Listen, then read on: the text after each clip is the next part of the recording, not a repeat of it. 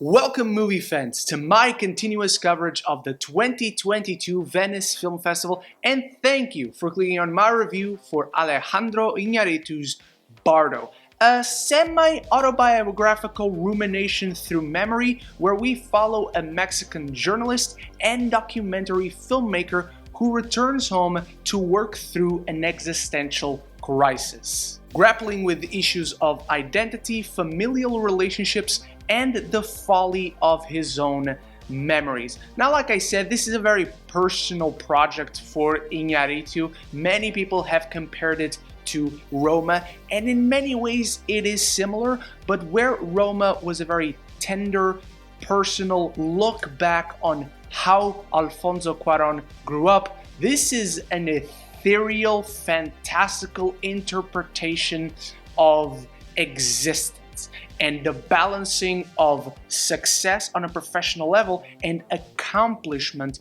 on a personal level. It feels somewhat detached compared to what Roma was, very personal to Cuarón. So in that sense, it's a different way of telling a story, but both feel close enough to the filmmakers behind each story.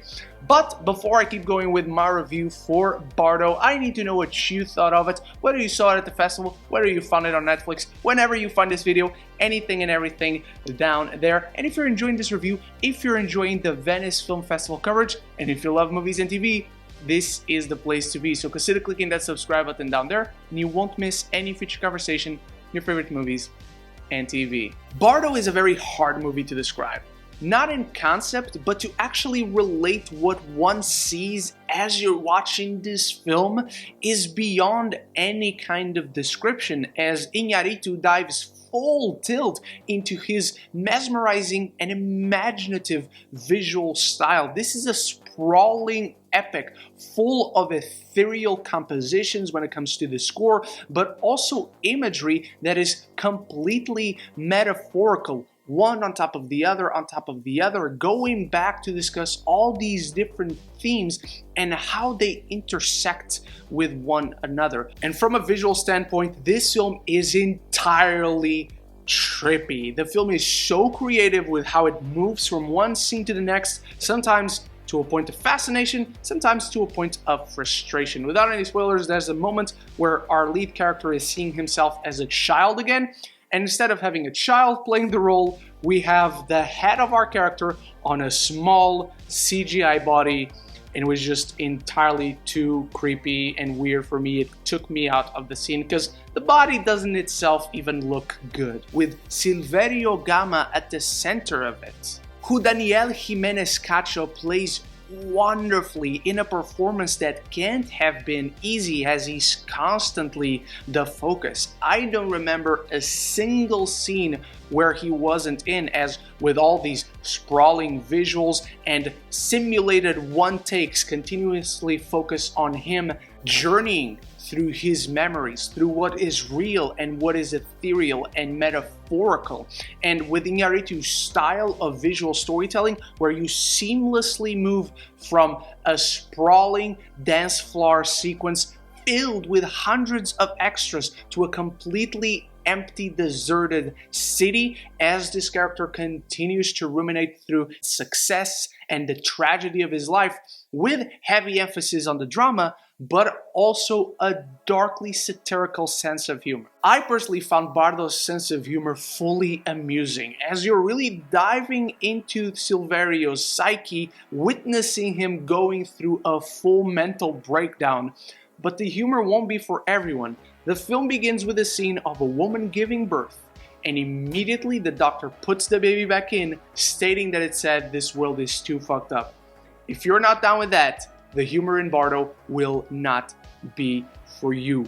But I was pleased to see how Iñárritu did not take himself or his experiences too seriously. Because even though there is a lot of emphasis on the drama and his visual storytelling is extremely dense, as his moving through scenes is so seamless, where you're constantly having to catch up with yourself with what you're watching through the several layers of metaphors, as you're in one moment in a scene on a giant dance floor with hundreds of extras, and soon enough it moves into a lonely bathroom where our lead character is speaking with his father, who turns out has been dead for a while. And the film doesn't spoon feed you information, so you're constantly having to pay attention to every single visual and audio detail that the film gives to you. And that's where a lot of the issues with Bardo come in. It perhaps has too many moving pieces. It perhaps has too many themes that it wants to discuss and tackle and connect and interweave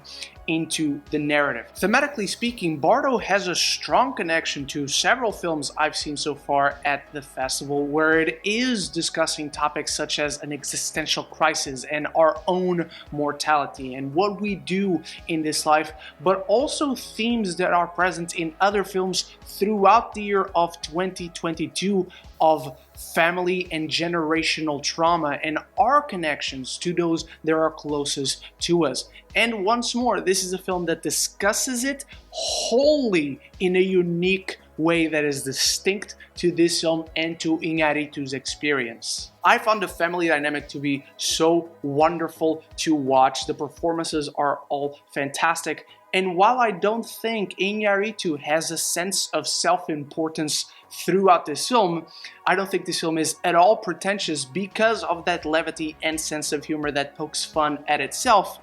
The film is very self-indulgent. It wants to cram in as many seconds of screen time to tackle all of these things that Iñárritu sees throughout his life, through the life of this character, through this very interesting perspective, but at some point it stops enhancing the story that he wants to tell and starts to take away from it. It starts to be an exhausting experience because he's never literal with anything. And that's not necessarily a bad thing when it comes to storytelling, but Bardo can become exhausting as you have metaphor on top of metaphor with a mystery here and an enigma there, trying to decipher all the key visuals, all the hints and clues that the sound gives you throughout this, where characters sometimes are in a broken man relationship and it moves to a scene where nothing happened and you're constantly on this game of catch up for 3 hours. The editing should have helped trim some of the fat down to make the story flow more seamlessly. Visually, it flows beautifully from one scene to the next, as weird as it can look, where a character will be walking on the beach after this serene contemplative scene and then immediately is on this bustling metropolis full of movement and people living their best lives as you move through this man's personal and professional accomplishments and how each of them ate away at one another. The film never lost me because it is so fascinating to see the imagination of Iñárritu come to life in only the way he can display it.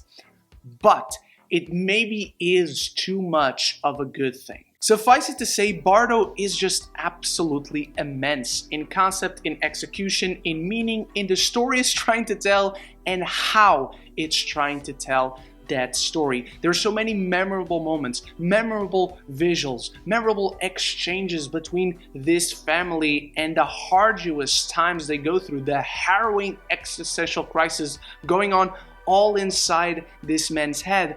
But then there are also so many moments where I wanted to dive into more and the film just doesn't have time for it because it wants to dive into everything to its fullest, and it somewhat fails at that. It never lost me, but it also showed the potential for more had it trimmed itself down a bit. Bardo is an enigma within a mystery wrapped up upon layers of metaphors. While Iñárritu's mesmerizing visual creativity is ever present, making for one trippy watch, it is so dense that it can feel like a constant game of catch-up when it comes to its meanings and intentions, maybe to the point of exhaustion. But I personally found myself moved by its serene and contemplative themes. I'm giving Bardo a B-. But that's just my review of Bardo. This one certainly is open for interpretation, so I need to know what you make of it once you see it in the comments below. Thank you so much for watching. Thank you for joining me on the Venice Film Festival coverage, and big shout out to my channel members for always supporting the channel, and I'll be back very soon. So until the next one, love each other and love the movies.